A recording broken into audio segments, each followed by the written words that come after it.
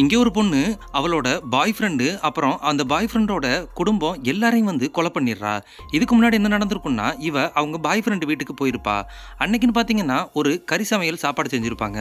அதை எல்லாரும் நல்லா ருசிச்சு விரும்பி சாப்பிட்டுக்கிட்டு இருப்பாங்க. அப்போ இந்த பொண்ணுக்கு ஒரு டவுட் வருது.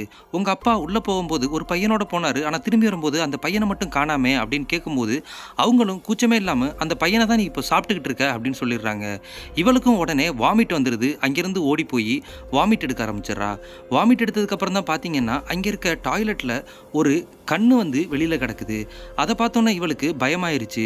எப்படியாச்சும் இங்கேருந்து தப்பிச்சு போனால் சரிதான் அப்படின்னு சொல்லிட்டு அவள் அங்கேருந்து கிளம்புறா. ஆனால் அவங்க ஃபேமிலியில் இருக்க எல்லாரும் பார்த்தீங்கன்னா ஏதோ பேயை பார்த்து சிரிக்கிற மாதிரி சிரிச்சுக்கிட்டு அவளை பிடிச்சி இழுக்க ஆரம்பிக்கிறாங்க. அவளை உள்ளே இழுத்து இவகிட்ட நிறையவே சதை இருக்குது, இவளையும் நம்ம சாப்பிட்லாம் அப்படின்னு சொல்லி மிரட்ட ஆரம்பிக்கிறாங்க. இதை பார்த்தோன்னா கோவம் அடைஞ்சவ அப்படியே அங்கே இருக்க எல்லாரையும் வந்து கொலை பண்ணிடுறா.